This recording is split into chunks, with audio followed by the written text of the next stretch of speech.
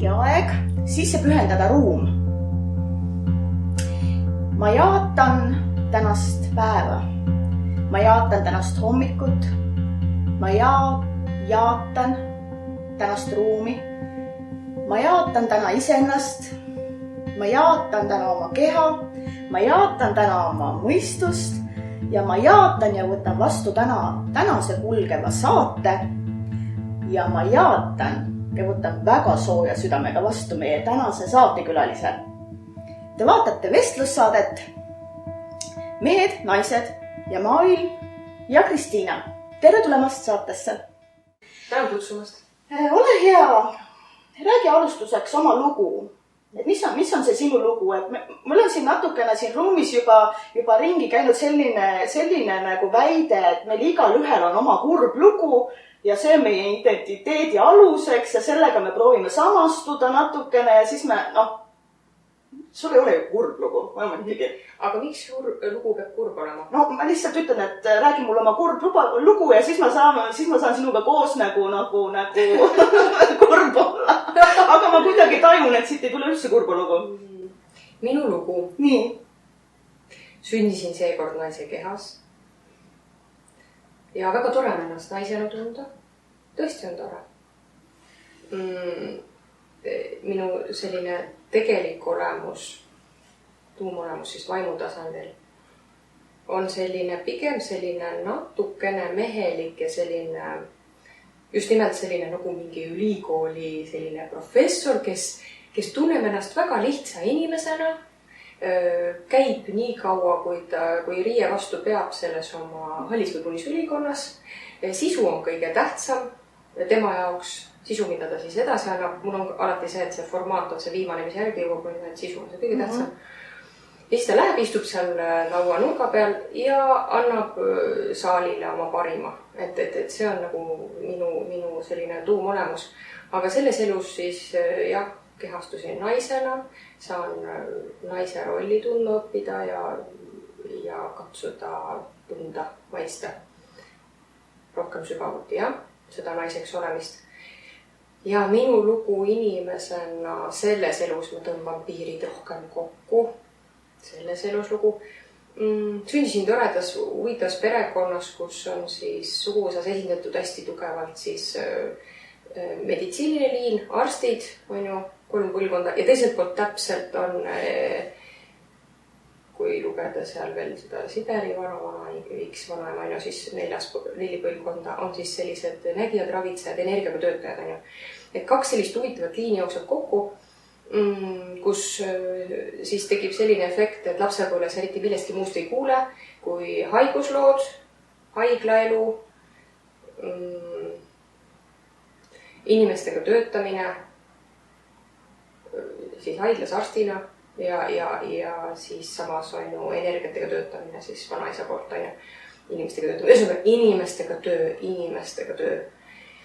Ja loomulikult see juba poeb nii naha alla, muutub nii loomulikuks elustiiliks, et ühesõnaga minu lugu siin juures, et kasvasin siis sellises peres, kus oli palju inimestest juttu ja loodusloomad ja väiksena juba tunnetasin, see ei ole mitte midagi küll erilist minu jaoks on ju, aga nägin pilte, tunnetasin ja inimesed hakkasid nõu küsima tasapisi, aga mind väiksena küll selline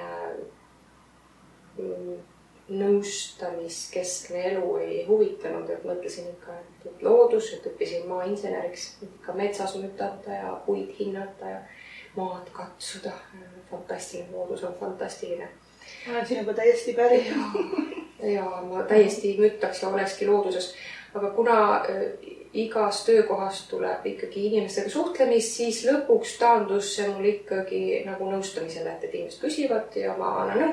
Ja siis ma lihtsalt panen juba kinni aja ja siis neid nõustamisi tekib rohkem ja siis ma ikkagi lähen siis sellisele tööle, kus ma nõustan inimesi ja minu lugu, lisame siia isiklikku lugu ka, et on toredad suhted olnud. Praegu olen toredas suhtes väga toreda mehega. lapsed, olen meeletult lapsi armastanud, 2 last. Olen nendel aega leidnud, lihtsalt nautinud lastega, pigem nagu sõber, selline sõber ema. Ja olen palju reisinud ja mul on selline, ma armastan seiklusi ja ma olen oma elu tõmmanud tänu sellele ka mõned sellised rohkem ja vähem ohtlikud seiklused. Näiteks nagu Egiptuses päriselt maal varanduse otsimine, et seal oli see nõidade võistlus, mitte võistlus, nõidade see alguses valiti, et millist võtta. Näiteks mitte minu projektis, aga ühes eelmises projektis toodi Marokost helikopteriga nõid kohale reaalselt. Otsiti selliseid tugevaid. Ja siis mulle tuli ka selline projekt ette, ma ju väga taotlesin ka seiklus, ma veel mäletan, kuidas ma kõvasti, et elu on nii igav, et tuleks seiklus, siis raputaks. Elu on igav. Oli igav. No selles mõttes, et ikka neid minuteid leidub, kui on nagu... Jah, et ma olen selline, mulle meeldivad sellised suuremad seiklused. Ja siis taotlesin... Suurem seiklus, nii. Ja siis... siis me läksime laste isaga koos, me läksime perega. Läksime nagu 1000 eestlased käinud, käisime Egiptuses reisimas. Siis nagu ka jälle paljudel tekivad seal tutvused, lihtsalt ka tutvused. Sõbrannad isegi. Sõbrannad, seal on nii, et kui sa ühte tunned, siis sa tunned juba 1000 inimest.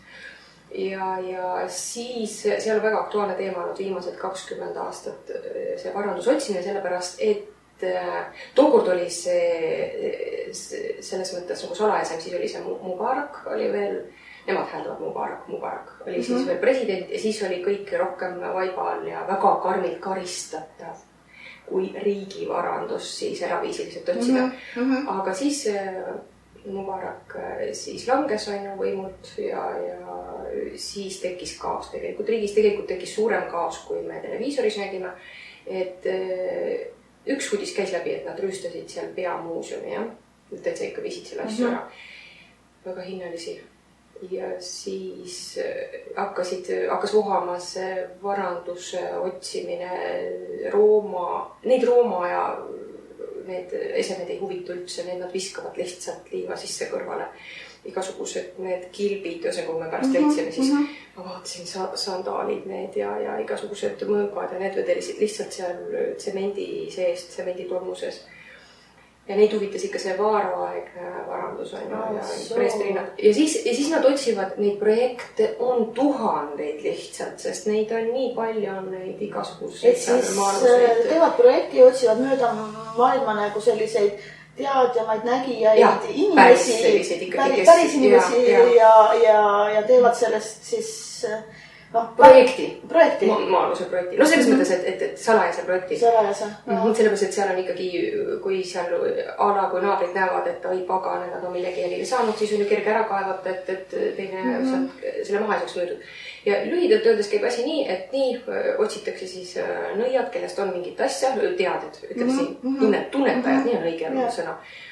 Ja ma sattusin ka sinna keerisesse ja võtsin osa ja isegi nagu võitsin ühe, ma selles mõttes ütlen isegi, et seal on ikkagi päris tegijad, et okei, kui miks ma seal võitsin, seal oli selline asi, et ma tunnetasin päriselt maal, mis seal asub, aga teised nõiad olid väga tugevad, aga nad ei olnud nagu see maa all tunnetajad selles mõttes, et nii üks nõid vihastas, et keeras mul niimoodi pikali, et tegi mul mitu korda nii, et ei osanud ma ennast nagu ära kaitsta, ma isegi ei arvanud seda, et konkreetselt lennukis ka järsku pöörab nii pahaks, mul ei mõju lendamine mitte kuidagi, et lihtsalt olin vaibal maas, lihtsalt mõeldi, kas maanduda, teha hädamaandumine või mitte, et ühesõnaga keeras mulle tagasi, et tekitas hästi tasakaalutu seisundi kehva olemise. See selleks, aga siis võitsin ja siis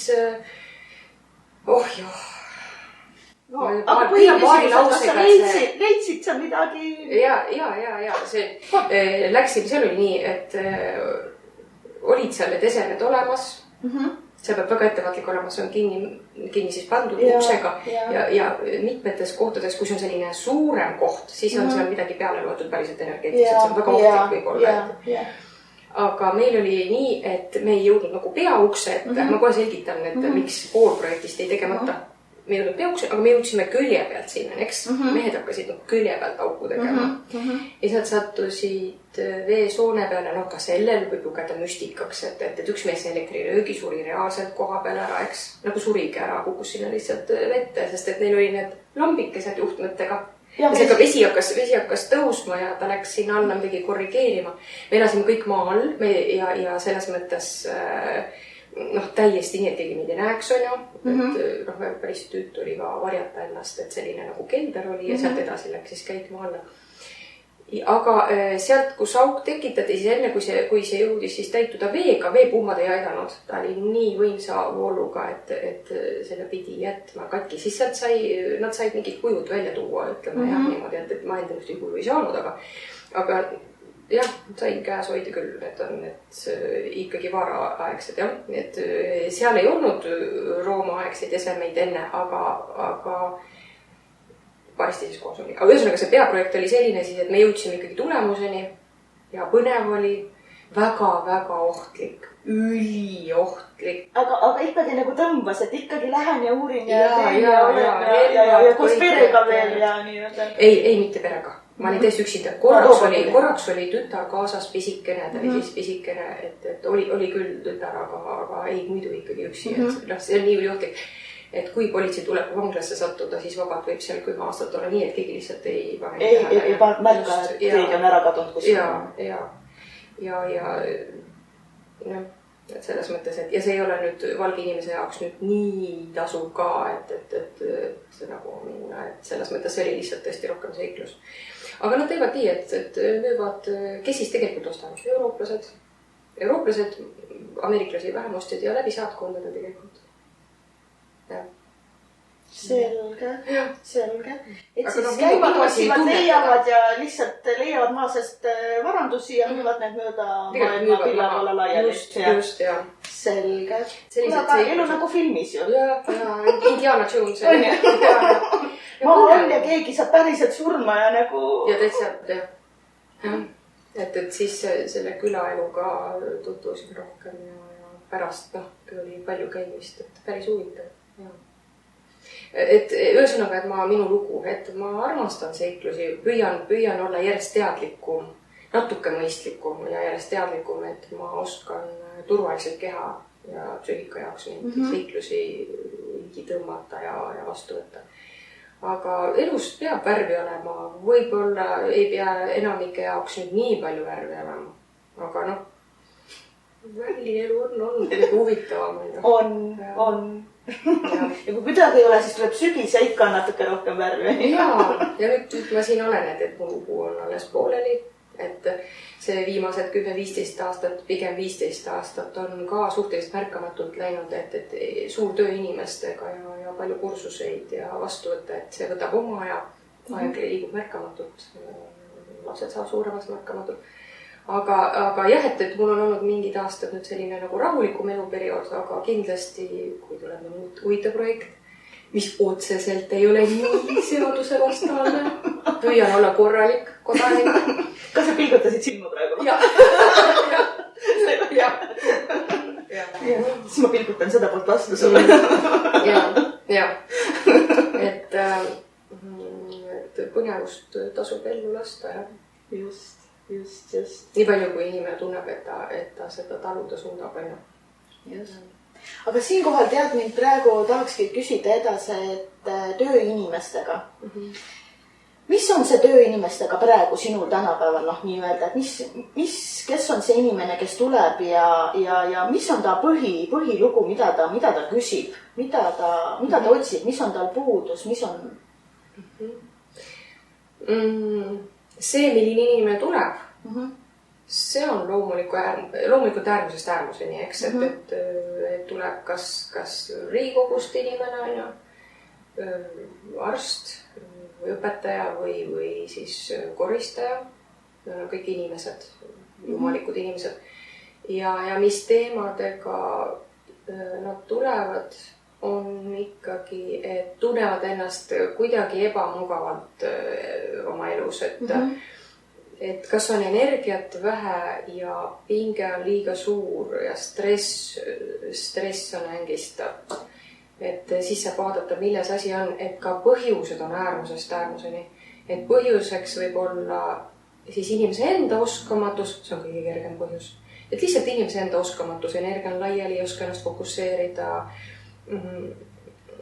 ei oska fookuses olla, eks see inimene on liiga hea inimene, lubab teistele palju ja kõiki lubadusi täita. Või on põhjus tegelikult ikkagi mingites tõesti energiarünnakutes, aga ma ütlen seda välja kohe ka, et ei oleks, et peab olema alati väga teadlik, et ma vaatan, et ei ole see nii-öelda libavaimsus, et väga palju on seda libavaimsust. Ja et see ei ole nüüd mitte kuidagi pahasti öeldud, aga libavaimsus selles mõttes, et inimene midagi kuuleb ja loeb. Ja siis ta samastub sellega kohe. Just, ja et nii selge, näed, keegi võttis mul öösel varbast kinni. Kindlasti olid need maavälised kuskilt sealt kohast ja rünnati. Aga tegelikult selliseid päris rünnakuid ei ole nüüd nii, kuidas ma ütlen, palju. On, aga iga aisting öösel või päeval ei tähenda rünnakut mingi energia poolt. Aga muidugi päriselt on olemas rünnakuid madalamast sagedusest, madalamast energiast. Et näiteks, kui me räägime päris madalatest nii-öelda teemalikud, nii-öelda, siis me saame kõik enam-vähem aru, millest me räägime. Et neid on olnud näiteks, et vastuvõtte mul siiski palju, on ju, et võib olla kuni 10 tükki päevas, 6-7, 8 ja 5-6 päeva nädalas, et ma lihtsalt toon näite, et need vastuvõttude arv, et inimesi kui palju ja et selle tiheduse pealt on 5 aasta jooksul olnud ainult 3 või 4 juhtumit, kus oli päriselt tegemist sellega tõesti, et inimene magas tal ja korduvalt siis temaga oli saanud kontakti, tema energiasse oli tunginud siis selline olend, keda võib nimetada selliseks teemallikuks energiaks, et tuli peale, inimene ei saa liigutada, mitte maaväliste kogemus, vaid just selline madalam energia.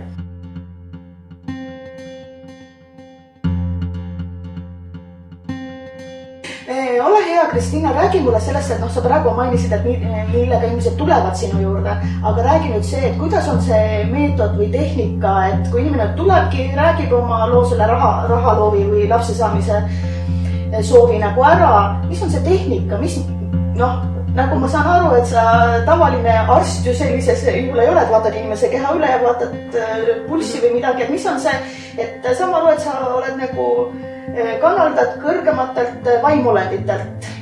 Selles mõttes ikkagi, ja kanaldus tuleb, see on selline ikkagi puhas looja tasand. Tuleb eristada hästi siis, et nii-öelda võib erinevalt väljendada, aga põhimõtteliselt selline kõige olemasoleva looja, eks siis, et selles mõttes, et see puhas looja teadvus puhtalt looja tasandilt, see on natuke erinev, seal on lihtsalt informatsioon täiesti kõik olemas, sealt saab kõik kätte, mis vajalik.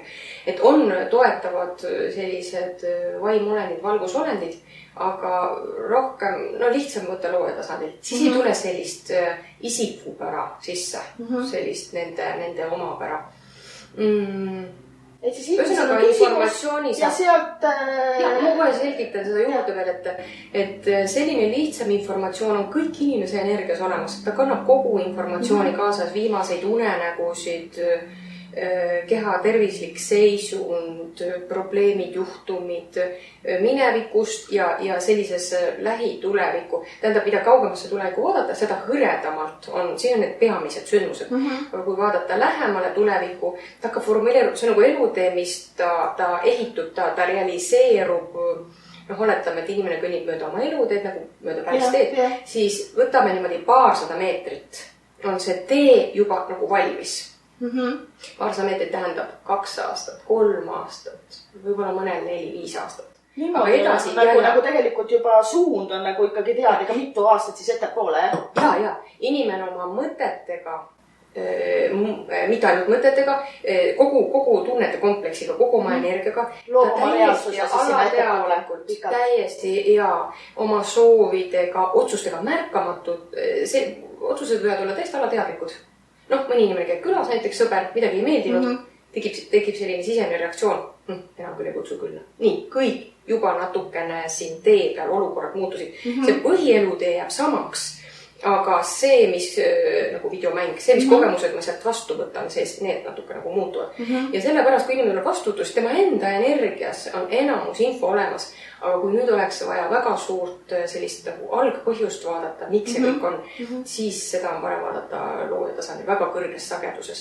Selleks, et inimest päriselt tundma õppida, on hästi kasulik vaadata teda eludvahelises elus. Kus ma olen saanud need mõned mõisted? Mitmed asjad olen ma ise endale selgeks teinud kanaldamise käigus, aga noorena ma käisin professor Kotši all õppisin, Vassili Pavlovitš Kotš, väga tugev tegelane, et selles mõttes ta on tohutult auhinnatud, kui internetis vaadata, tema leidis need maailma valimad püramiidid ja füüsikaprofessor ja tegelikult olemused on füüsikaprofessor ja siis töötab energiatega. Tema käest sain väga kasulik õpetust, väga karm, väga detailne, energeetiline, keeruline selline õpetus, et kuidas inimese energiaga siis töötada. Ja siis käisin Ameerikas professor Michael Newton,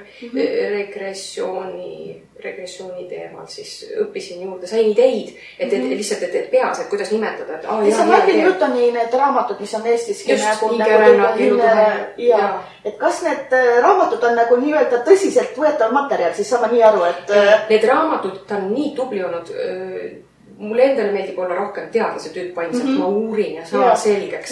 Ja ta on tohutult tööd teinud aastakümnete jooksul, et see materjal on täiesti tõsiselt võetav, aga see materjal on kogutud kuhugi maani, sellepärast, et ta ise ei ole nägija otseselt. Et ta kirjeldab seal raamatutes seda, et eludevahelises elus, et inimesed keskmiselt usaldavad, et see valgus võtab neid vastu ja suunab ja tulevad sõbrad. Aga tegelikult on see kõigest nagu üks tempel, eks? Üks tempel, kust siis teadlikumad inimesed tegelikult tõusevad edasi, siis mitte nad ei ole enam inimesed, aga siis hinged vaimud. Nad tõusevad sellest templist välja, liiguvad oma teed pidi. Ja seal on ju veel templeid, linnasid, universumeid. Täpselt. Aga need raamatud siis kirjeldavad tegelikult seda ühte templit ja mis seal sees toimub. Aga sealt sai väga häid ideid sai, et õppisin, et just nimelt, et selleks, et inimest siis hoomata tema päris olemus, siis teda vaadata just enne kehastumist, mis tüüpi ta oli.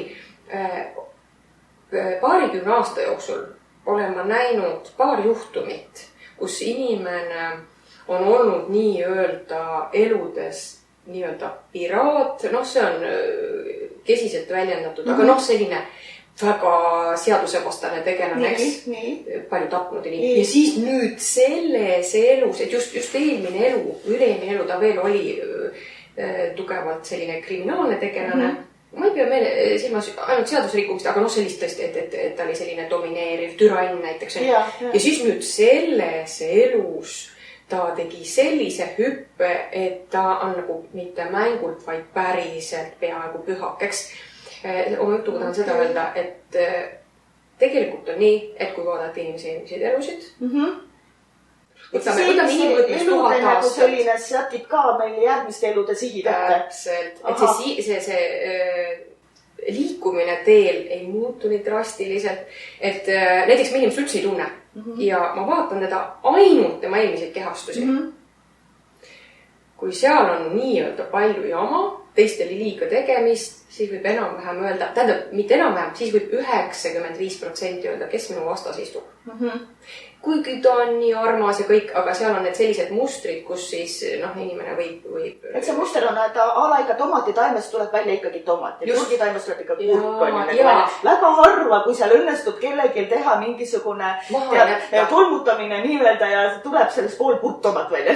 Ja. Või ta tõesti jätab, ta kuidagi midagi mõistab nii suurelt, et ta jätab selle taaga nii maha, et ta nii puhastub sellest, et ma jätan võimalus inimestel praegu. Et puhastusmomendid on nagu täiesti ikkagi olemas, on mingid leveli astmed ja sellised.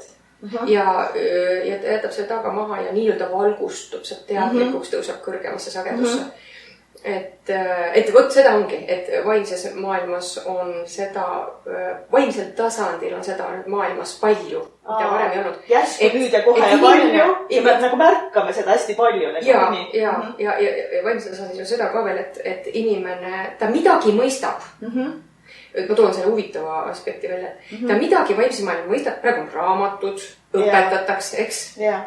Ja ta nagu, ta hakkab juba teisi inimesi õpetama, võidki õpetada, täiesti okei on igale ühele. On olemas keegi, kellele see õpetus väga hästi sobib. Ja see õpetaja ei peagi täiuslik olema, et mitte kedagi ei teema maha ja me oleme kõik nii huvitavad tüübid, sellised omamoodi. Aga lihtsalt on näited, ta on vaimne õpetaja, aga ta ei ole kõigest taagast lahti saanud.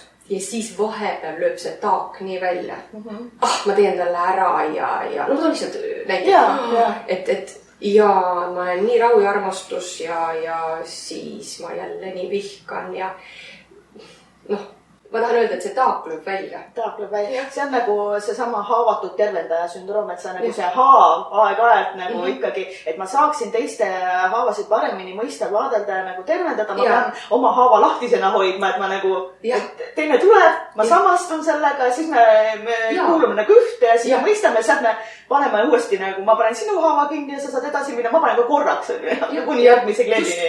Just, täpselt. Ma olen sellest nagu kohanud vaimsest. Et minu käest on küsitud, et kes on sinu konkurendid. Ei ole ja ma ütlen puhtast südamest, mul ei ole selles mõttes konkurent, et mitte minust tugevamaid ei ole. Vabalt võib olla. Minu enda õpilane võib niimoodi valgustuda, et ta on... Ma arvan, et see õpilase ja õpetaja üks põhimõtteid ongi see, et õpilased peavad alati oma õpetajast nii-öelda edasi arenema. No võiks kui nad ei arene edasi, siis on õpetaja midagi nagu väga-väga nii-öelda, ta ei anna kogu infot kätte järelikult. Ja või siis, ja seal on erinevaid põhjuseid, et ma püüan endast kõik anda, et inimene läheks tugevalt edasi. Aga jah, et vaimses maailmas, et kui me räägime nüüd puhtast vaimsusest, ei saa kunagi olla konkurents, et me oleme sellest ellujäämist tasandist ikkagi välja jõudnud, peaks olema välja jõudnud. Et on koostööpartnerid, koosloojad ja siis on igaüks oma mullis, kes tahab, Ajad on tõesti äärmiselt huvitavaks järsku muutu niimoodi nagu puhti. Mitte ainult Eestis, ma arvan, see on nagu ülemaailmne vist on et ikkagi ütlen seda... Aga tegelikult on ju ajast aega olnud inimestel midagi, see miski, mis on need kõik aeg nagu huvitanud, nii-öelda, mis on nagu teistmoodi olnud. Et kui ma nagu lähen täiesti selle talupoja mõistuse ja selle juurde tagasi, siis oli ka kuukummardamist oli ja metshaldjad olid ikkagi väga vaimne aeg oli muide. Väga vaimne. Et me ei ole praegu üleüldse, me ei ole praegu, mis ma natuke vaidlen mõnedele raamatutele nagu vastu, et praegu on, nagu praegu oleks nagu meeletult eriline aeg, et sellist... Et need pühapaigad ja kõik, et need ei ole ju lihtsalt niisama koht, et toimusidki ikka ohverdustseremooniad ja kõik nagu, see ei ole nagu mingisugune uuemaja asi, et see kõik aegade alguses saadik on olnud. Küsimus on selles, et inimkond on, see inimkond, kes elab siis, ütleme, see ühisteadus siin linnad ja kõik et see ühiskond on jõudnud nii palju kordi spiraalis sellise valgustumismomentini, mitte siis täielik valgustumine, aga mingi edasiminek, uus aste. Ja vot siis on see, et ütleme, et see kamp siis, see tasand, nimetame nii, see tasand, mis kontrollib siis ühisteadust, kellel on mingid oma huvideks, siis on tekitatud olukord, kus inimene surutakse kas läbi sõja, suure majanduskriisi, surutakse jälle ellujäämistasandile, et seda on nii palju kordi juhtunud, et mind just huvitab, et kas me nüüd murrame läbi. Et kas me murrame kandvale platvormile, et enam tagasi ei lange. Et praegu toimub nagu tiibadega lõtendas kuskil õhus, aga pinda pole nagu... Ei, platvormi veel ei ole. Et nüüd on küsimus, et õhus on tunda jälle sellist pinget ja et kas tekib kuskil suurem konflikt, mis siis räägime väiksemas formaadis, kuna tõenäoliselt et me siin vestleme rohkem praegu Euroopa inimestest. Aga tõmbame kokku, räägime täiesti Eesti. Kuigi me oleme osa Euroopas, me oleme need valged inimesed siin nurgas. et kas meie ühiskond tegelikult jääb püsima või mitte, et tegelikult on siin lähi 10-20 aasta jooksul nagu see oluline teema, et tegelikult ma ütleks ikkagi et Euroopa kultuur, kas Euroopa kultuurihäll jääb püsima või mitte ja mitte läbi ainult teise kultuuri, kes sisse tungib, ma ei pea silmas, vaid just nimelt see majanduslik olukord ka, et ja kuni sõdade konfliktidni välja, et kas Euroopa jääb püsima, sealhulgas Eesti. Ja, sest Eesti on ikkagi Euroopa kultuuri osa. Aga jääb ju. Noh, ma olen selline tüüp, kes ikkagi ütleb nagu laivis, kuidas ma ütlen nagu praegu tunnetan ikka, et ma ei saa eilsele infole toetuda. Tänasema seisuga las ma korraks tunnetan. Huvitav on see, et nii tugevad Hiina mõjutused on, ma ei teadnud, et ma praegu seda nagu ütlen, aga nii tugevad Aasia mõjutused on, ma tunnen nii tugevad, et need Hiina mõjutused, ma tunnen, toovad kaasa mingeid muutusi. Mitte see, et valesti aru saaks, et mitte et hiinlased siin kõik oliks, mitte selles mõttes. See on mis saab Hiina kaubamajandussüsteemidega? Kuidagi militaarses mõttes ka. Lausa nii? Ja nad juhivad, nad suunavad mingeid suuri jõude ja nüüd on küsimus, et nemad suunavad nii-öelda valgeid. Et kas need valged kas siin Eestis, ütleme, tuleb muudatusi või mitte. Päris tulevik on olnud selline, mis on siiamaani muutumatu pilt olnud juba 5 aastat, ma olen vaadanud, et mitte ei usutud, et siia tuleb palju valgeid, siia ei tule pagulasi, et juba ammu näitas nii, siia tuleb väga palju valgeid, väga palju, nii et Tallinna, Tartu maahinnad tõusevad elanikkonna kasu pealt ja selle pealt ka, et euro langeb. Konkreetselt euro langeb. Räägitakse praegu, et buum on mingid hinnad lähevad alla. Hinnad kõik tõusevad sellepärast, et euro kui raha nagu langeb. Ärge hoidke eurosid mitte mingil juhul kas maa või kuld või mingi muu välismetall. Ja siis on nii, et siia tuleb palju valgeid juurde ja siin tekib selline uut moodi elu, et ikkagi pigem sealt Ida-Euroopast. Ikka ja nii tuleb rohkem sisse, aga las nad tulevad. Omamoodi on rahvast vaja ja nad on kultuuriliselt kõige lähedasemad meile tegelikult. Las nad tulevad. Ja. Selge. Aga võtame siit täiesti uue teema ülesse. Ja uueks teemaks siis räägime sellisest nähtusest. Osad arvavad, et seda pole olemas. Nii. Osad arvavad, et ikka on küll. Räägime armastusest. Seda tore teema. Nii tore, et sa jutuks võtsid. Räägi, on ta siis üldse olemas või veel on sükene ilus näiline petekujutlem roosa manna, mille sisse me aeg-ajalt ennast armununa viskume. Ja siis ühel päeval see roosa manna nagu plõks, nagu seebimullid on kõik katki kadunud ja ma olen samast punktist tagasi, pum. Võib-olla paljud pole sellist lähenemist kuulnud, aga mis on tegelikult puhas armastus? Sina kindlasti oled kuulnud. Puhas armastus on tegelikult jaatamine, teise inimese täielik jaatamine. Ja see ei ole ju nagu ainult inimese, see on nagu kõige elava.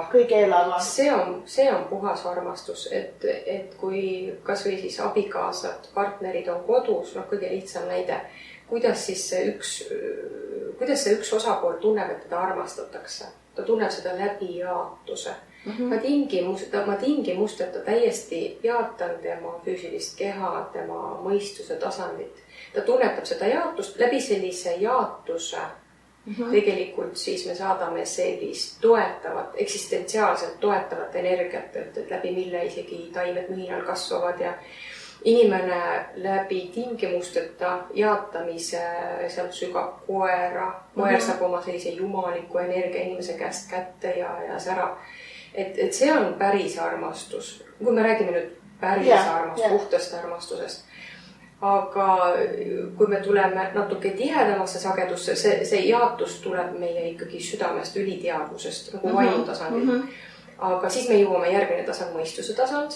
Mõistuse tasandi armastus on pigem selline see andmise saamise mudel. Ehk siis nagu natukene kaubavahetuse süsteem. Ja see andmise saamise süsteem, see on nii, et mõistus hästi kiiresti analüüsib mõtleb ja mõistus saab oma vastuse, et kas ta saab sellelt inimeselt töölt loomalt, kas ta saab sealt seda, mida ta nagu vajab, eks?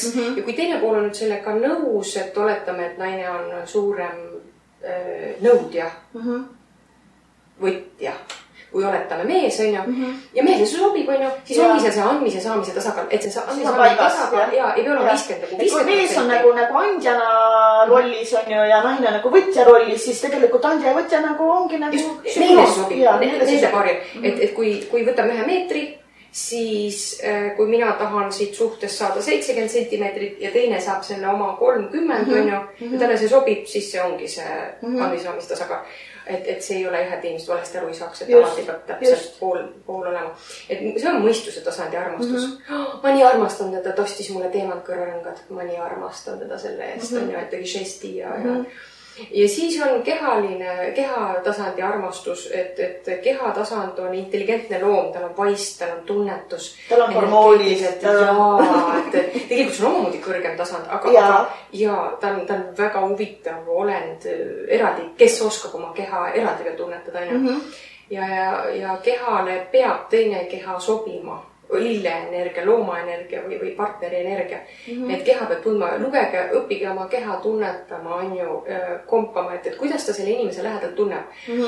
Mina soovitan, kui inimesed omavahel kokku saavad, et alguses vähem mõelda, on ju, alustada sellest keha ja tunde tasandist.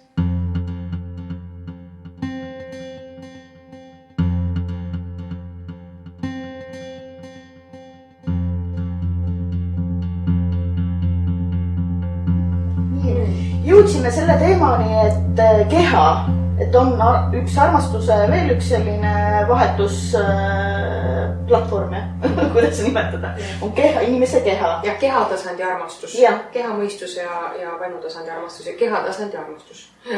Et keha on tunnetuslik olend ja et ka kehatasandi armastust tasub väga arvesse võtta.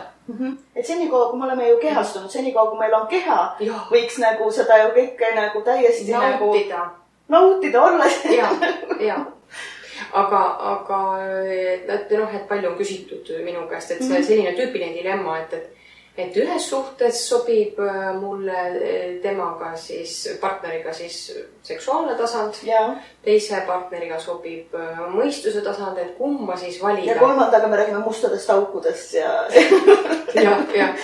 Aga mina ikkagi küsin kohe vastu, et aga selle inimesega, kellega meeldib intiimselt lähedane olla, et kas temaga muidu ka ruumis on hea koos olla. Et kui kehad omavahel sobivad, siis sellel on suurem tähendus, kahest kehast saab üks toimiv organism, eks? Teineteist toetav üks organism, mis annab super tulemusi, et 1 + 1 ei ole 2, vaid just nimelt see 10 lausa. Ja siis inimene hakkab mõtlema, et okei, see pool tundi sobib, aga kas sobib nagu üleüldse olla koos ja siis on tihti on jälle mõeldud, et tegelikult see, kellega sobib mõistuse tasandil, et seda lihtsalt inimene võtnud arvesse, et okei, et vooditasand on, ütleme, et seal on arenguruumi, aga tegelikult selle sama inimesega on meeldiv olla ka koos. Mitte ainult siis mõistuse tasand, vaid üldse mõnus koos olla ühes ruumis elada. Et ei tohi alla hinnata, et me ei räägi ainult seksist, vaid kehad peavad omavahel üleüldse sobima energeetiliselt, eks. Et see vooditasand on täiesti arendatav. Kui kehad ei sobi, siis nad lihtsalt ei sobi. Aga seal ongi see, et aga alustuseks ikkagi võiks alustada nagu iseendast. On ju sellest lähisuhtest ja iseendaga. Iseendaga jõuda sellesse jaotusse. Iseendaga jõuda ja vaadata ära ka oma nagu lugu ja oma sellise mõistuse tasandi foon. Ja iseendaga ja oma kehaga saada lähisuhtesse.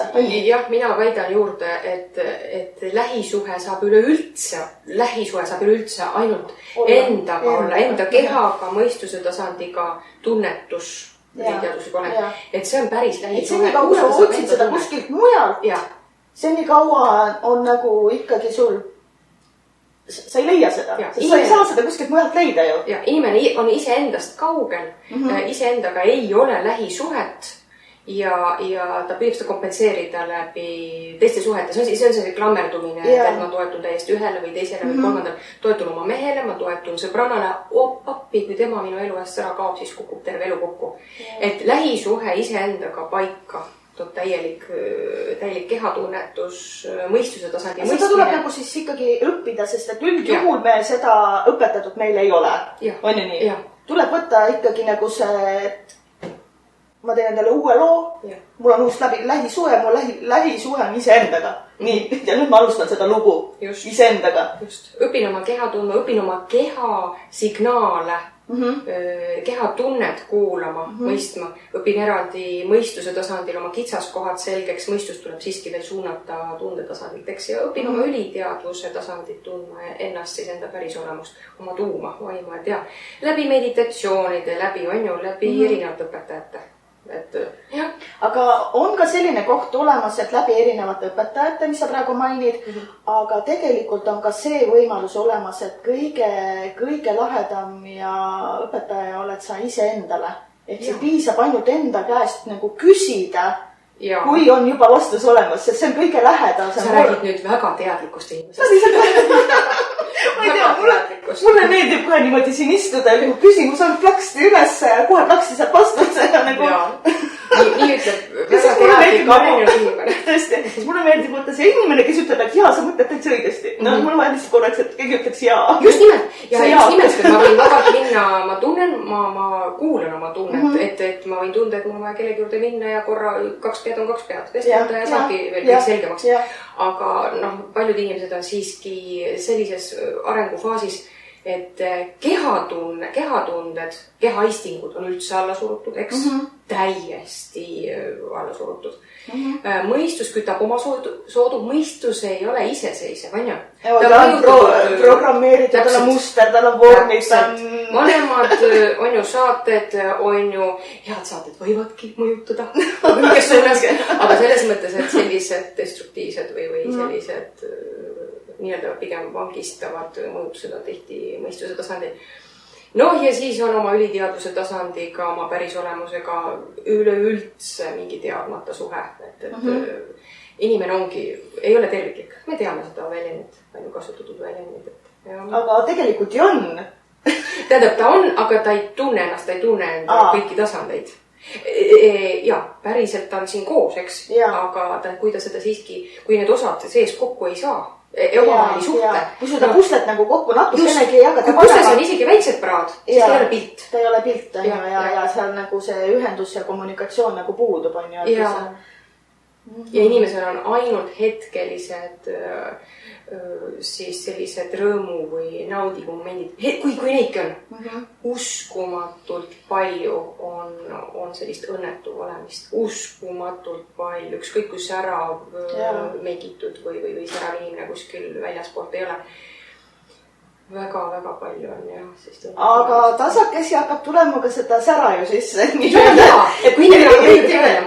kui sa hakkad selle säraga tegelema, siis hakkad ju seda ka märkama teistes, et aeg-ajalt see, kuule, sul täna silm särab, on ju tead. Ja seda võiks veel juurde tulla. Ütled nagu seda jaatavat juurde, et nagu seda partneri suhte jaatuses on ju. Et sa võid ju selle päeva ja partneri ja loo täiesti koledaks vaadata ja rääkida ja sa võid selle täiesti ilusaks vaadata ja rääkida. Aga kumb vorm nagu kannab siis on ju siin seda on ju. Ma ütlen korra vahel ühe asja. Saad aru vahel, et see peab seda nagu eetrisse laskma.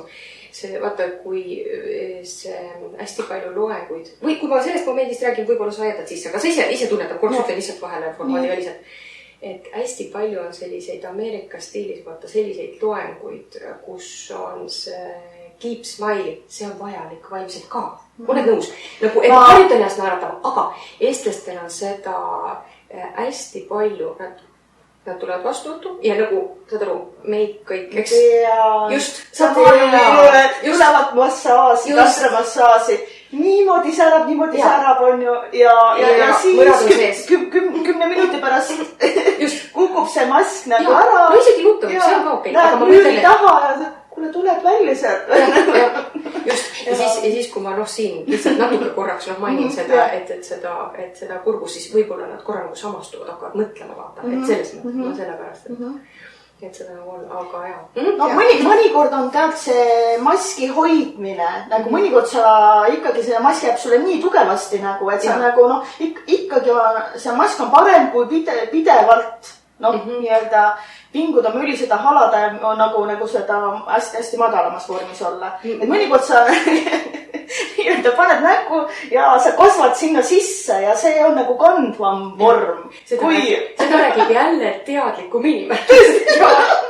Sellepärast, et see on niimoodi, et märkamatult on inimesel kasvanud, tähendab, ma ütlen sissejuhatuseks seda, et minu isiklik arvamus on, et inimene ei vaja ühtegi maski. Ei, ta ei vaja, aga kui sa ei oska, sa võid nagu abivahendeid. Aga ma toogin näite, et tal on naeratamise mask ja seal all on see kurbuse mask ka. Ja kui see ka veel naerata, et need mitu maski, siis ta järsku leiab, et vau, ta on täitsa tavaline, aga samas mõnus inimene, saad aru nagu, et tunneb ennast, et ta ei peagi olema see tegija või staar või kuidagi või oma ei no, vaata see ongi, et nagu loomulik olemine tuleb välja. Loomulik olemine, et tegelikult võib endale lubada seda sama kurbust ja ohvrist olemist ja võib ennast täiesti nagu lubada, aga ma ei pea ju sinna 100% hommikust õhtuni figureerima seal. Tuleb see 1 minut, ma olen nüüd kurb, ärge segage. Kes tahab võib minuga koos kurb olla. See on nüüd tõeline kurbus. Ma mõtlen, see on nagu päris ja see päris kurbus võib tulla või päris vihastamine. Aga see vihapidamine, see kurb nägu, ma olen lihtsalt vastutust tihti neid. Need on juba maskid. Need on nagu maskid. Ükski inimene ei jõua tõeliselt kurb olla statsionaarselt. See on väga ebatervislik statsionaarselt kurb olla. Ei jaksagi. Aga selle kurbuse juurest me jõuamegi sellise teemani, et nagu leinani. Tahaks nagu rääkida, et aasta aega tagasi, täpselt samal päeval, praegu on 13. oktoober, kell on 12. paiku, suri minu ema. Ja räägi mulle leinast, et mis see on ja kuidas sellega toime tulla? Ma ei vaata. Kuna tinge. Ema tuleb lihtsalt kohale. Ema hästi toetab sind. Las see tuleb, sa võid see rääkida selles suhtes. Mul on saated, kus on väga personaalsed, käisime hüpnoosis minu sündi vaatamas ja nii-öelda, et mul ei ole sellest midagi. See võib täiesti personaalselt ja mul ei ole. Ema käib sind vaatamas. Ema käib, võib öelda nii, ma püüan hästi täpselt väljendada, et käib suhteliselt regulaarselt vaatamas, et ta ei ole maha jätnud, aga ta on tubli selles mõttes, ta on üldse tubli inimene olnud. Ta oli väga kuulse südamega inimene. Ta on siin, et sa võid katsu sõna. Et ta on heas mõttes tubli ka seal ilmas, et ta kogu aeg ei taha sind tüüdata. Sa mõtled hästi palju tema peale, ta teab seda. Ikkagi tuleb meelde sulle. Ja ta on kellegi meesolendiga seal, et ta ei ole selles mõttes nagu üksi, et ta on ikkagi meesolend toetajaks. Ja tema arvab, et sina oled ennast juba tasapisi nagu leidmas, et tasapisi on nagu juba parem, tema ise väidab nii, et pool aastat peale midagi muud, nüüd on nagu teine olend. Ja naerab, et tema ei julgenud sinuga sinna mingi džungel, kuigi ta ei julgenud sinuga kuhugi seal tulla, mingi teema on, et ta ei maha, et ei tea põhjust praegu. Aga ühesõnaga, nii, leina teema. Jällegi, seda sisse jätta ei tohiks. Selle peaks ikkagi välja elama, aga muidugi jälgima, et sellest ei kujuneks uut mustrit. Selles mõttes mustrit, et näiteks mulle tuleb teatud inimene meelde ja kohe on tahtmine nutta. Et sellest võib kogemata kujuneda uus muster. Aga see, et mul niimoodi, ma naise ka lahkus. Hea jälle jaanuarisid selles mõttes. Et saan aru. Lein, palun aita mind korraks, mida sa tahaksid Leinast rohkem teada? Leinaga on see lugu, et just nimelt nende lahkunud hingedega seoses, et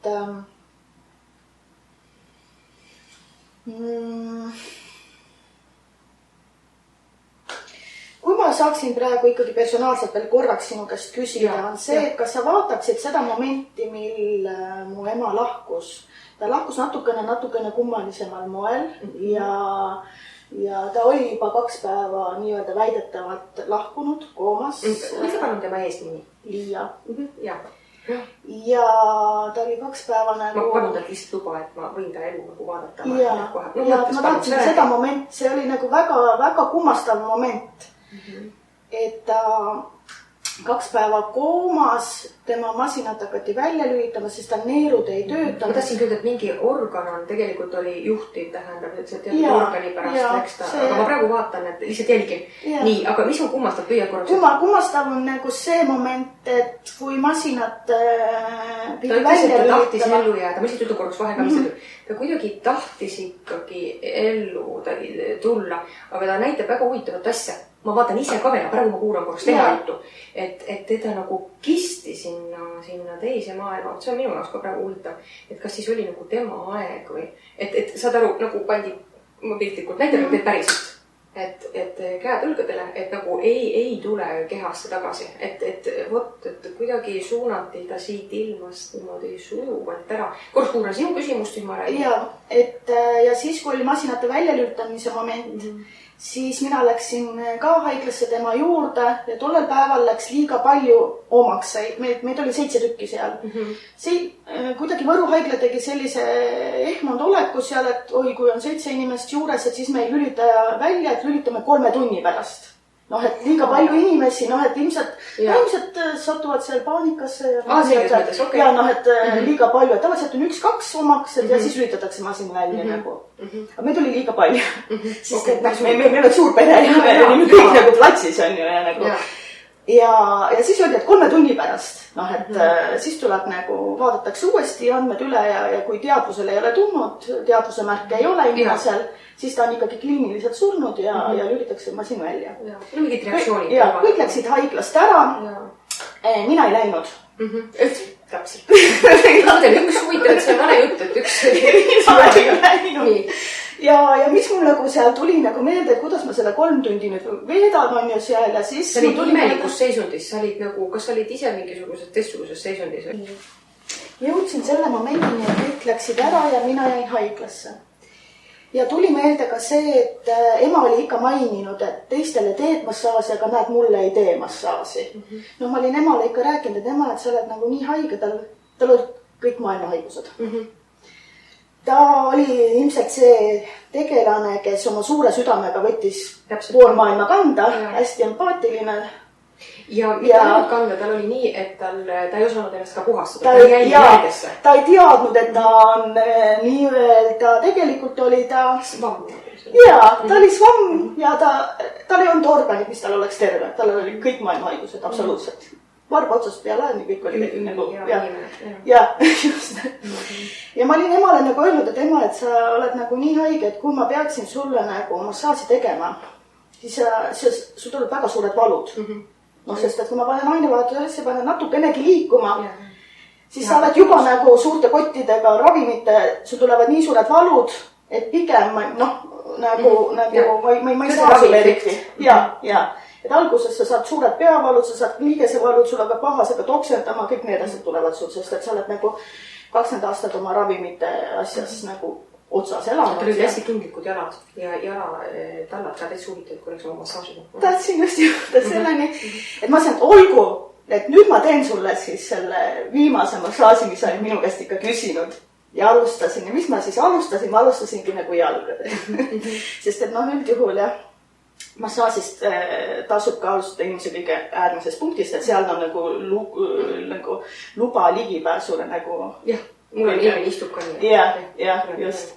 Alustasin jalgadest ja siis ma nagu isegi mõtlen, et okei, 2 päeva, arstide väitel 2 päeva surnud inimene ja mina nüüd hakkan surnud inimese kehale nüüd massaasi tegema.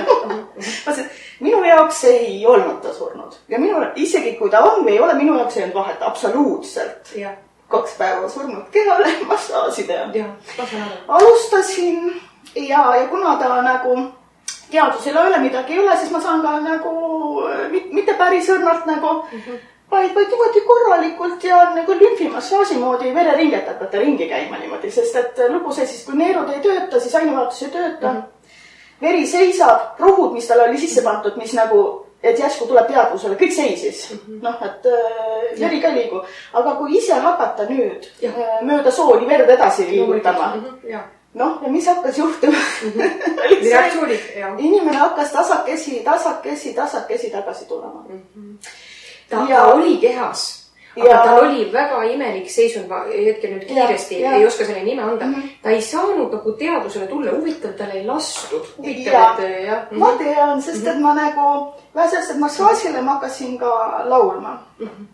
Ja laul on see, et vaata hääl on see, et kui sa tunned oma tuttava hääle ära, siis selle järgi, et kui see keha, noh, see hing ongi natukene kõrval. Kutsuvad ju ja hääle järgi. Täpselt. Ja mina kõigepealt palusin, et kas mul on see luba häälega tagasi kutsuda. Tundsin saa loa. Selge, kasutan hääl. Ja hakkasin laulma emale. Esimest ja viimast korda siis. Igas sõnakoolis. Just. Ja 3 tunniga tagasi ta tuli, silmad ta sai lahti, pupillid hakkasid reageerima, pupillid on see esmane tundumärk, et inimene on teadvusele tulnud. Ja 3 tunni pärast, kui nii-öelda pidi olema masinate väljalülitus, helistan teistele sugus, kulge, tulge tagasi. Mürgistus oli ka, mürgistusnähud just. Tal on hästi tugevad mürgistusnähud, oligi ta nagu diagnoosiks surmatunnistusele pantigi mürgi. Mürgistus, jah, on jah. Vaat. Ja helistan, et tulge tagasi, ema on siin, me saame rääkida, me nagu veri hakkas ringi käima, kõik hakkas, pulss läks ülesse, süda hakkas ise tasakesi tööle. Et masin ei hakka, vaid nagu tasakesi ikkagi hakkab juba ise nagu toimetama see keha. Ja sa andsid tegelikult lisaks stimuleerivana massaažile, sa andsid tegelikult eluenergiat, eks. Ja samas ta oli seal kohal, täpselt nagu klaasseinaga ta oli. Täpselt seal kohal. Mis siis toimus? Sugulased ja minu nagu isa ja minu vennad ja kõik tuleme kohale ja emal muidugi oli kõik aparaadid, asjad ei saa rääkida. Aga ta reageerib nagu häälele, et kui keegi ütleb ema, siis ta keerab natuke silmad ja niimoodi. Ja siis ta raputab pead ja nagu nii-öelda, et näha, et ta on kohal. Ta on kohal ja seal. Ja me saime kõik temaga ära räägitud. Täiesti super. Kõik said ära räägitud. Sest et poolele suguvõsale oli ema 2 päeva surnud. Siis järsku tuleb ema tagasi korraks.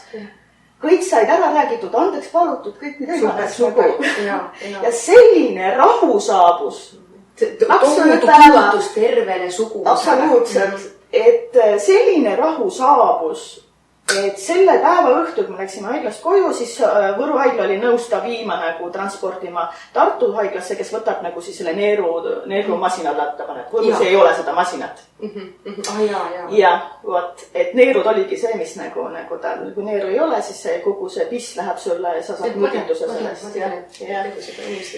Vot, ja kõik sellele päeva õhtuks sai kõik niisuguse rahu, me läksime terve perega sauna, me tegime suitsukala, istusime. Ta ei ole üldse tohtinud üksi jääda.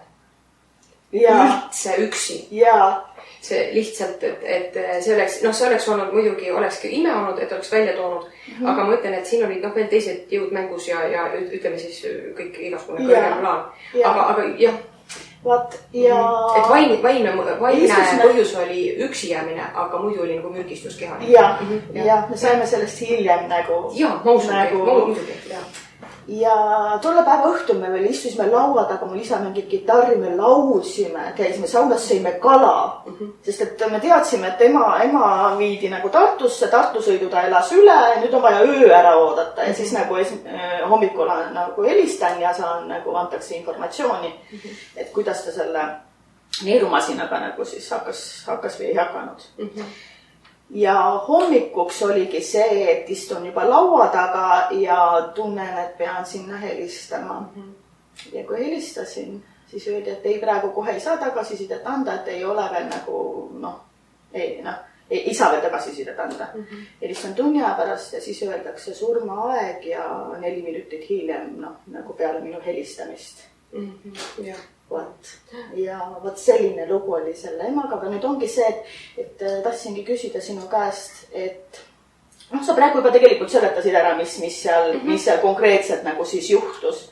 Et ta ei olnud siis, saan nii aru, et ta ei olnud ju surnud, ta oli lihtsalt seal samast lähedal. Ja üldse ta oli täiesti veel kohal, ta oli veel huvitavalt veel ikkagi väga kohal keskmise inimese kohta, nagu väga, et tegelikult veel üles tõusta edasi elada. Aga siin ütleme, et kogu pilti vaadata, natuke vaatame, et kas ta nagu planeeris enne seda ära minegut. Tema näitab näiteks praegu, et ta oleks võinud mingi 8 aastat veel isegi nagu elada. Aga sealt toimus, ma püüan võimalikult täpselt rääkida, siis on see nagu tõde, et nii palju, kui ma hetkel aru saan, et seal oli nagu selline moment, et ta läks surmale korraks liiga ligi sinna väravate juurde ja seal hakkasid toimuma mingid oma kokkulepped, et mina olen tead ja nägija, ütleme rohkem vaimuõpetaja teadlase tüüpi, aga šamaan oleks sulle öelnud, ütleks sulle praegu umbes nii, et piltlikult surmalõugade vahelt, surmaväravast oleks pidanud ta tagasi tooma, aga see tähendab, tead mida šamaani jaoks? Ma tean täpselt, mida teha tuleb, aga ma ei ole seda, ma valetan, ma vanaisaga tegelikult, vanaisa ma tõin tagasi, vanaisa oli koomas, ma elas peale seda 12 aastat, esimene kord. Aga ma tahan öelda, et šamaan, ma ei teinud seda šamaani moodi tead küll kas trummiga, sa oled, mitte sina, ma ei tea sinu nimel, aga inimene on kogu aeg kontaktis lähedasega. Ma saingi aru, et ma oleks pidanud sa tegid šamaani moodi, sa said ta välja, just. Ma oleks pidanud kiirabiga Tartusse minema, väitma, et ma pean ema kõrval olema, see Tartus selle öö. Ma oleks pidanud seda massaaži jätkama, häälega tagasi olema. Just, see imestada sisse, just. Aga ära üldse endale seda, ära mõtle, et sa midagi nagu valesti tegid, ma ei tunne üldse nagu valet, pigem ongi see sama koht. Ema väljendaks seda kohe, nad ütlevad ausalt, et üldsegi mitte, ta on täiesti, tähendab, isegi mina seal tegi valesti muidu öelda, kui mina praegu ütlen, et ta on täielikus rahus, ma kontrollin kohe, et kas sa oled täielikus rahus. Ta on leppinud sellega, näed, hästi täpne vastus. Ta on sellega leppinud ja ta ei mõtle sekundikski, et sina midagi oleks teinud. Aga ta ei saa ise aru, et kuidas see on võimalik tolmuime. Et see nagu, see imesta ikkagi sisse, et ta mõtles, et tõesti sina otsus mõtles imemine. Et ta mõtles, et täpselt, et ta nagu, seal on siis olendid ka, nad ei ole üldse pahad, nad lihtsalt ongi need saadikud või mis iganes. Et näed, sa said massaažiga, kui see on imemine, siis sa saite massaažiga niimoodi. Ma mõtlen, näed, siin on nii, et ta ei reageeri üldse, eks. Ta sai niimoodi ja tead, ja siis vaata lihtsalt ei jaksanud, ta ei jätku terve järgi, ta lihtsalt ei jaksanud. Et mõnda inimest saab aidata ja mõni inimene, kes on teadlikum, ta koondab oma jõu seal lihtsalt haiglas, aga me lihtsalt räägime. Lihtsalt see kogemus seal haiglas oli hästi kummastav selle koha pealt, et peale seda, kui need samad meteid seal kõrval olid vaadanud, et ta oli 2 päeva nagu tahtsid väljamasinad, siis tuleb üks tüdruk, teeb massaaži, laulab, tädid on nende jaoks, teeb silmad lahti, hakkab reageerima, aga kuule, viime siis Tartusse, kui ta nagu, teadvusel, viime Tartusse. Kuuled jah, et kui te tahate lähedast välja tuua, siis kutsuge tema. Ma seal saingi nagu sellise asja, et see oli minu jaoks, oli see kõige loomulikum asi, mida teha üldse. Mitte paanitseda. Kogemata käitusid sa täpselt õieti, nagu väga kõrgelt hinnatud šamaan, väga teadlik šamaan.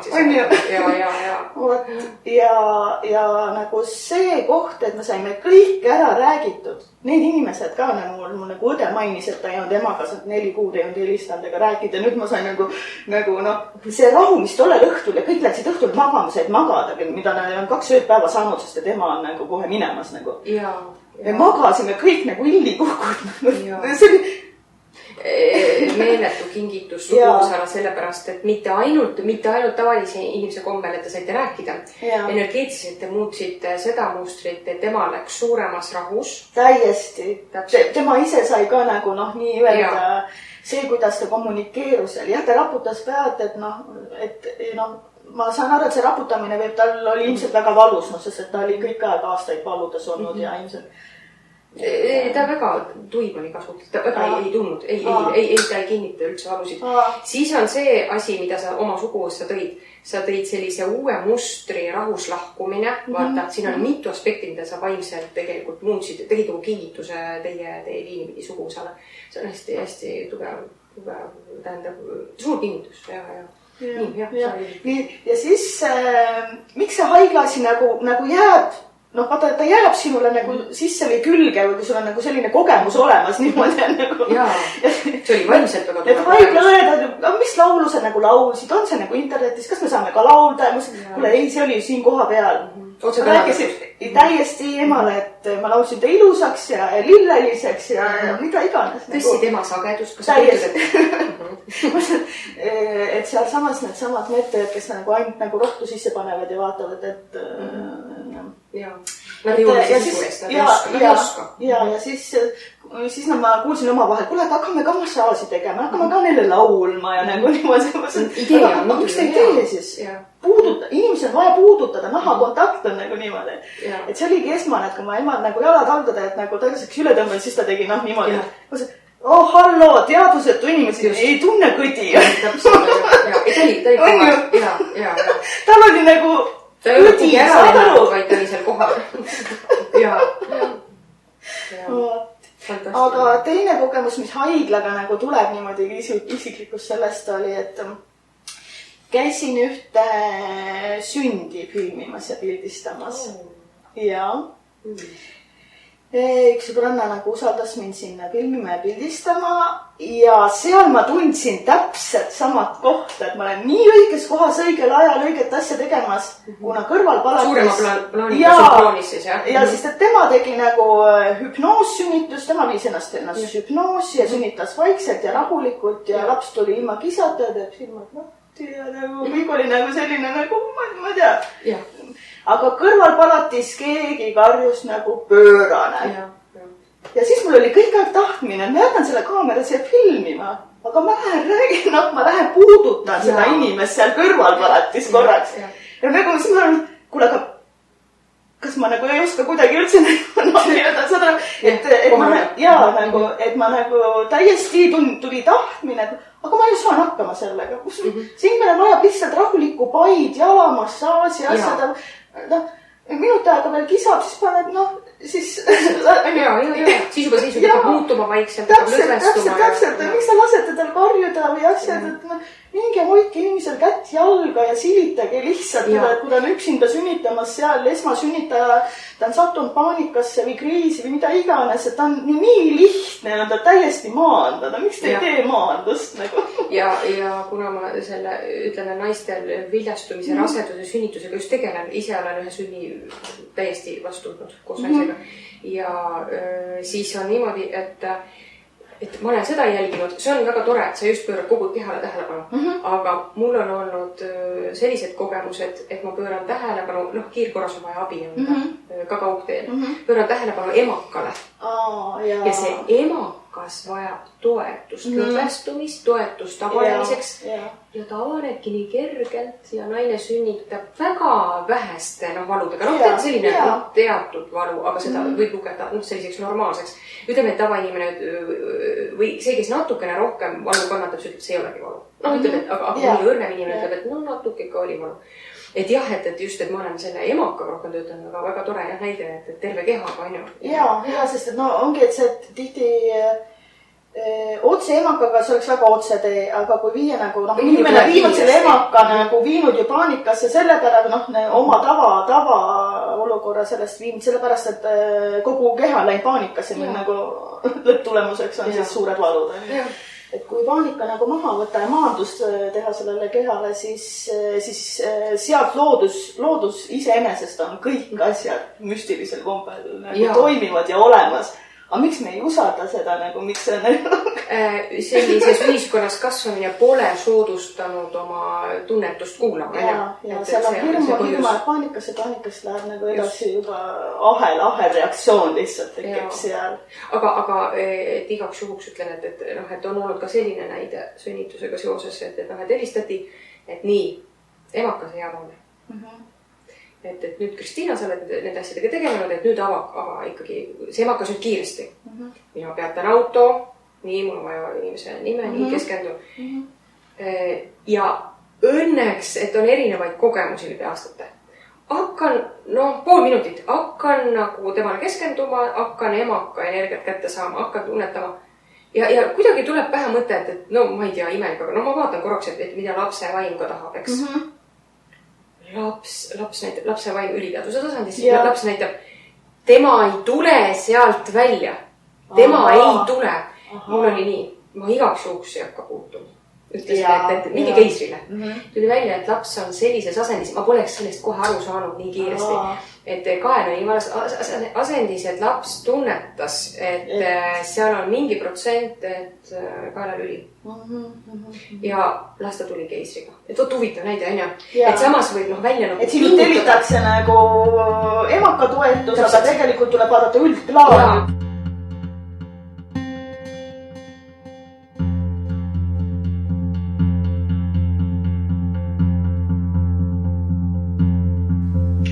Ma olen hästi palju su loenguid vaadanud ja ma vaatan neid korduvalt. Ja üks vahe, ma mäletan eelmisel talvel, ma saan aru, siis oli see leinaperiood mul nagu tugevam.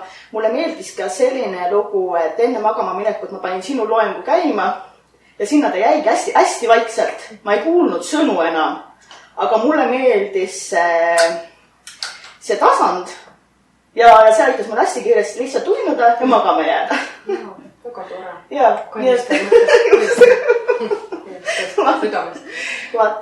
Jaa. Ja kui me täna nagu enne saate algust käis mul peast läbi see kõik aeg nagu selline, et kuule, ma natuke kardan sind. Ja siis ma hakkasin mõtlema, et tavaliselt ma nagu ei märka, et mul oleks selline nagu mõte nagu. Ja siis ma jõudsin nagu selle mõtteni, kuule, kas see on üldse minu mõte?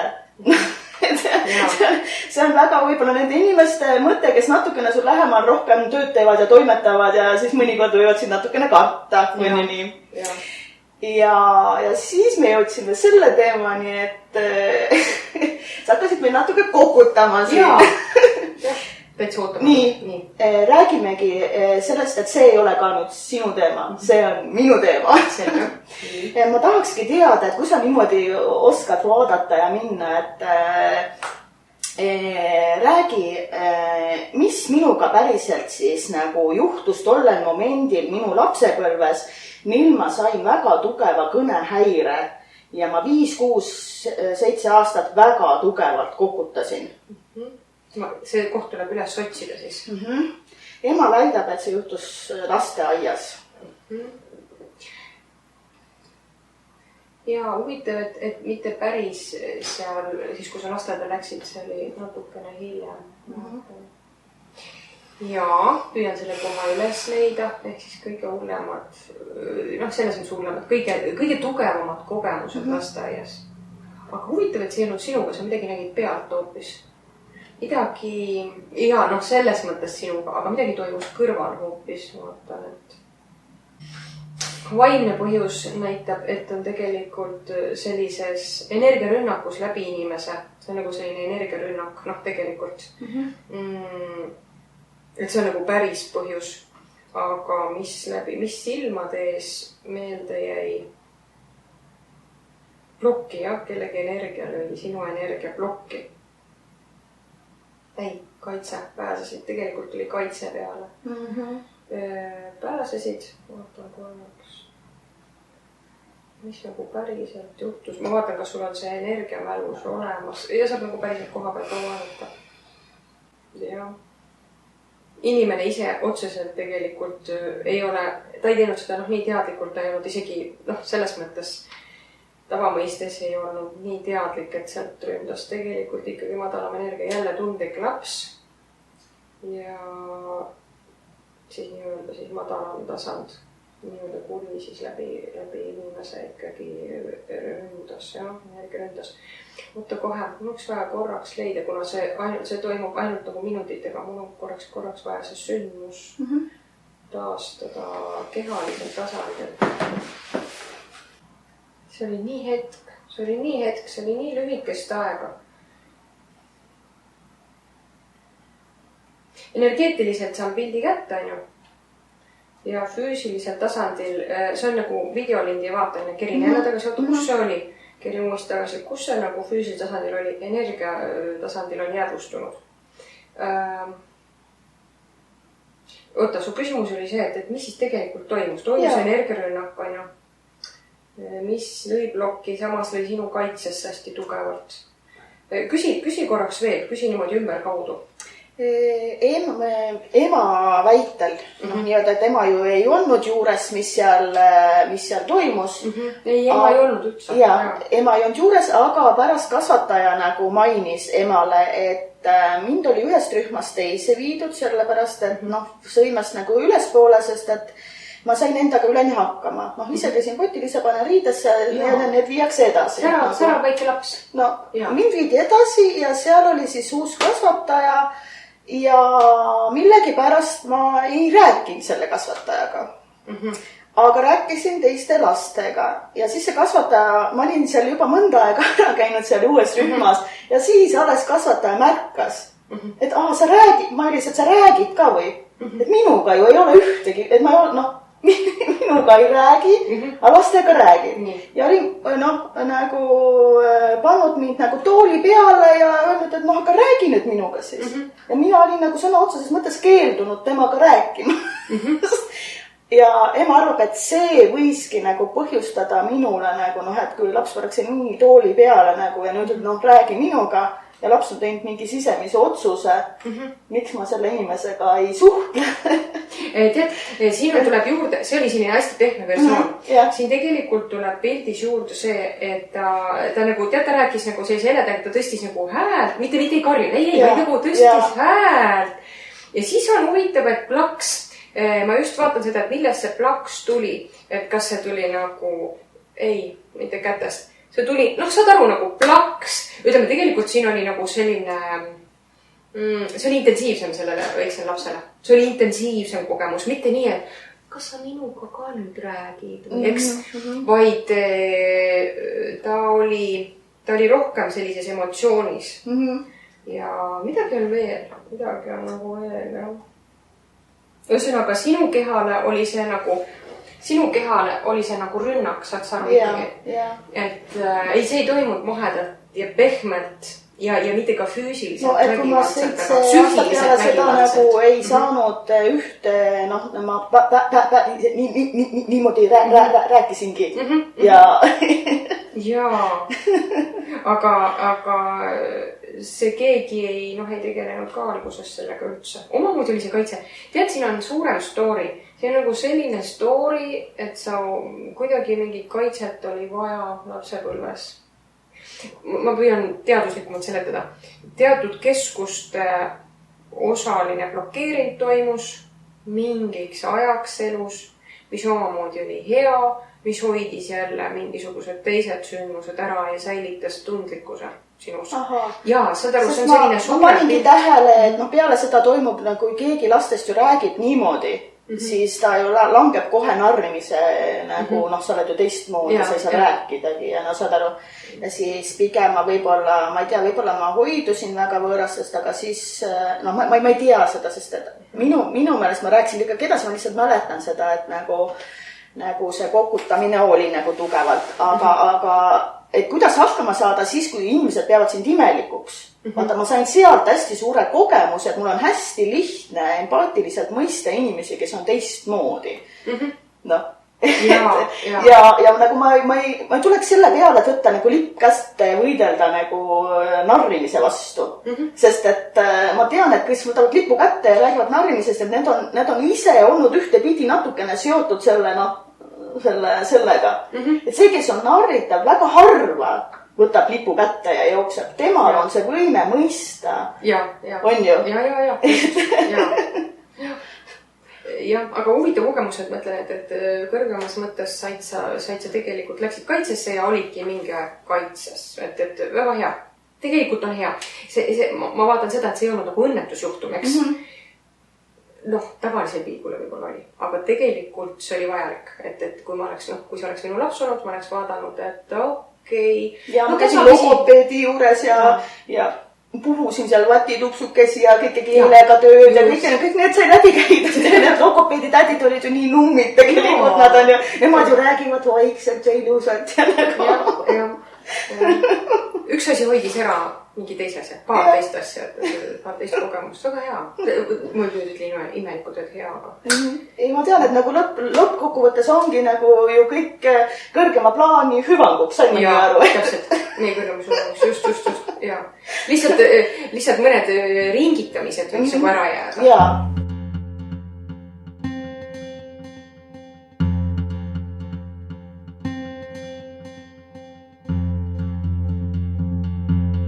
Siin praegu kohe loome kõrgemad loojad, nagu me oleme siin 1000 aastat tule näinud, aga meil ei ole probleeme. Nii, koos uuesti nagu luuunipsust. Lause kaupa ja tead, ma teen praegu jälle erandi on see, et ma luban sinul alustada. Okei. Nii, ja mina annan ka siit midagi omalt poolt juurde, et palun minu kaasloojadena, palun häälestame ennast korraks, et mida see lugu võiks näiteks meie rahvale anda. Sellepärast, et teeme täna Eestist muinasloo. Selge. Kui sobib. Ja. Sellepärast, et see lugu jääb õhku energeetiliselt. Ja ma kohe alustan, aga ma korraks enne seda, et olgu see siis, kui sa nõus oled kaasloojal, olgu see Eesti riigi selle maalapi ja selle ühisteadus just nimelt, sest loodus on loodus. Loodus naudib ise ennast nagunii. Aga see ühisteadus, kes siin Eestis elab, olgu see Eesti rahva kõrgemaks hüvanguks, eks? Taotlus on tehtud ja vastu võetud. Ja nii, alustame siis muinasjutuga Eestist.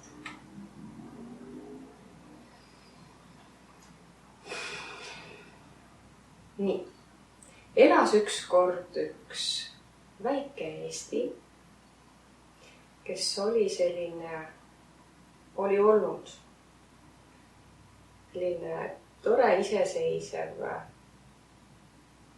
väike laps oma loomises, oma nautimises, keset oma kaunist loodust.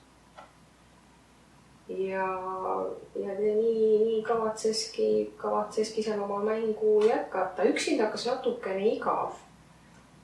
Ja Eesti oli väga avatud selline lapslooja, et ta oli alati avatud ka sõprade leidmisele.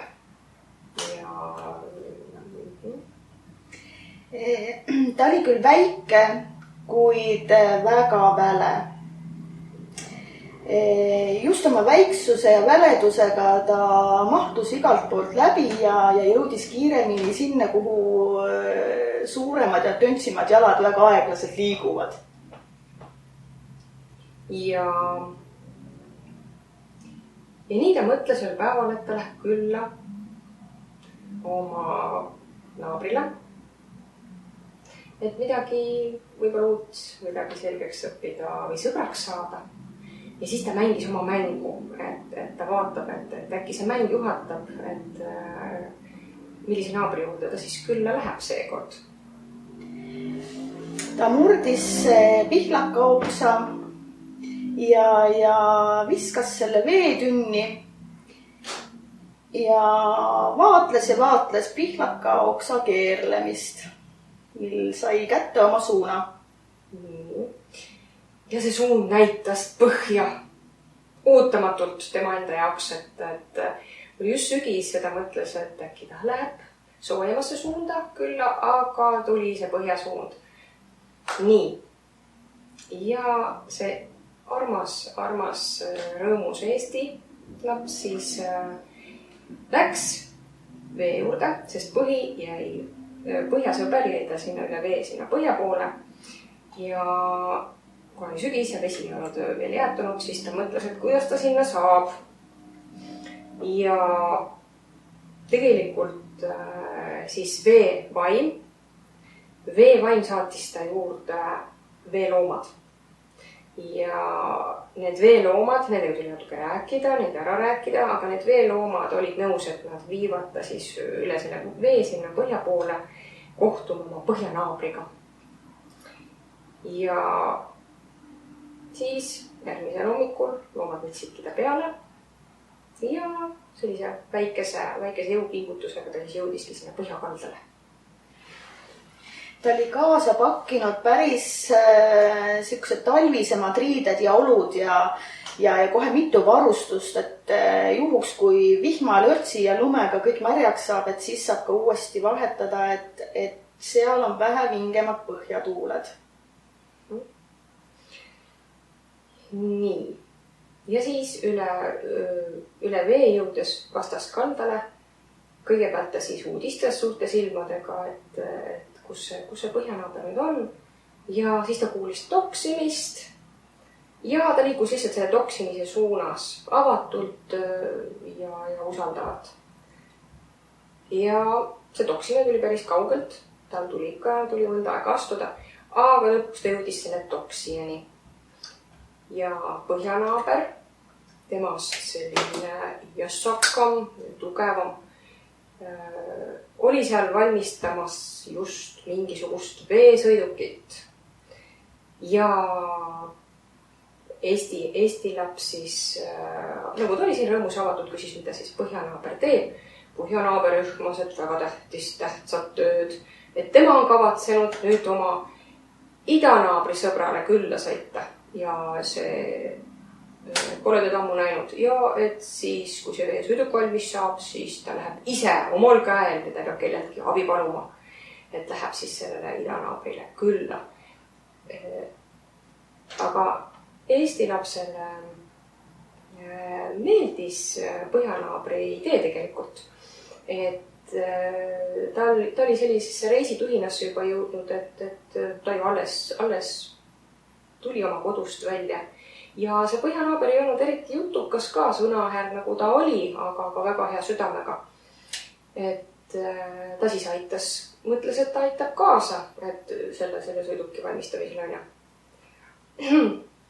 Ja siis pani käed külge, neil oli koos nii tore, et Eesti lapsekene saigi oma esimese unistusega realiseerida, et ta sai kellegiga suhelda, ta õppis oma põhjanaabrit tundma, tema toimekust, sellist iseseisvust ja kangust. Ja nad said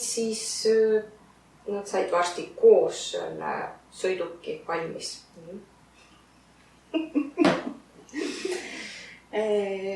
Eestlane vähe sellest, et tal olid kibekiired jalad, tal olid ka väga kuldsed käed. Tema aitas ehitada purjed sellele viikinglaevale, mida põhjanaaber seal sepitses.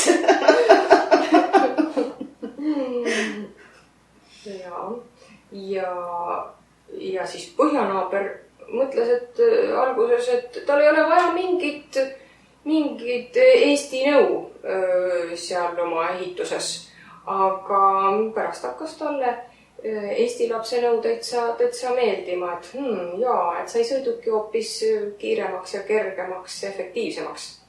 Ja oli nõus, võttis siis Eesti lapse nõu kuulda ja nii neil see koos loomises valmis siis sõiduk siis. Ja põhjasõber oli siis valmis ida poole purjetama. Ja kuna Eesti laps oli aidanud teda, siis ta mõtles, et tegelikult, kui ta tahab, võib kampale viia, eks? Nii. Eesti poiss oli vägagi rõõmus. Ta laadis kogu oma kaasa tiritud soolaheeringa tünnid ka viikinglaeva sisse ja sõit võiski alata. Ja sõit algas sellise natuke tuulisel päeval, aga kuna mõlemad olid sellised julged ja rõõmsameelsed, siis nad tegelikult seda tuult ka nautisid. Ja nad ei teadnud üldse, mis neid ees ootab. Aga põhjapoisil oli oma kindel plaan, et sinna idakaldale tuleb välja jõuda ja eks siis näis, mis edasi saab. Ja Eesti laps oli usaldav ja avatud alati. Et nii nad siis purjetasid, nautisid väikeste tuult ja vett. idapoiss võttis suure südamega oma külalised vastu. Tal oli nii hea meel, et ta saab oma sõpradele siis näidata, millises rikkuses ja toreduses ta elab. Suure südamega, avatud südamega ta saab neil osa saada oma toredast maailmast. Ja idapoiss kutsus siis suure lahke südamega põhjapoisi ja Eesti poisi, Eesti lapse endale külla ja näitas oma rikkusi. Ja seal nad siis saidki vahetatud, et kui suur ja uhke võib olla idanaaber ja kui meisterlikud laevaehitustraditsioonid ja oskused võivad olla põhjanaabril ja kui väledate ja kuldsete kätega võivad olla Eesti lapsed. Ja ega sealt siis see pidu ja pillerkaardi tulemata jäänud ja millega see laud siis kostitati ja kaeti oligi ikkagi selle sama soola heeringaga. ja Eesti poiss ja põhjapoiss olid väga rahul, et nad olid sinna tulnud. Eesti poiss nautis seda, et ta oli oma naabreid tundma õppinud, et kes nad on ja ta oli saanud nendega suhelda ja igasugust nõu anda, kus ta vähegi oskas nõu anda. Ja põhjapoiss oma suures praktilisuses oli väga õnnelik, et oli selgeks saanud jälle, et mida ta idanaabriga vahetada saab ja mida isanda saab ja sealt vastu saab. Ühesõnaga ta oli väga rahul just oma praktilisuses sellest külaskäigust. Ja nad nautisid ja sõbrunesid täitsa korralikult selle idapoisi juures üksteisega. Aga Eesti poisil tuli ühel päeval tunne, et nii, nüüd on aeg koju minna. Ja ta märkaski, et oma pidustuste ja mööda idanaabri maalasid ringi seigeldes ja olles ongi tema jõudnud ühe suure laia jõe äärde ja mis ta näeb? Teisel pool Narva jõge paistabki juba tema kallis kodumaa. Ja ta otsustas kindlalt, et siin ta jätab oma sõpradega hüvasti, sest süda kutsus juba koju oma pere juurde, oma lähedaste juurde. Ja ta jättis pühalikult idanaabriga hüvasti. Idanaaber tahtis palju kaasa talle anda kingitusena, aga Eesti poiss tundis, et ta võib-olla võtab ühe mingisuguse, ühe väikse asja midagi võtab niimoodi kaasa enda koju. Ja jättis põhjapoisi kõvasti ja põhjapoiss kutsus teda uuesti teda külastama. Ja ta tundis, et neil on võib-olla rohkem omavahel veel rääkida, temal oli aeg koju minna. Ja ta seadis sammud oma kodu poole.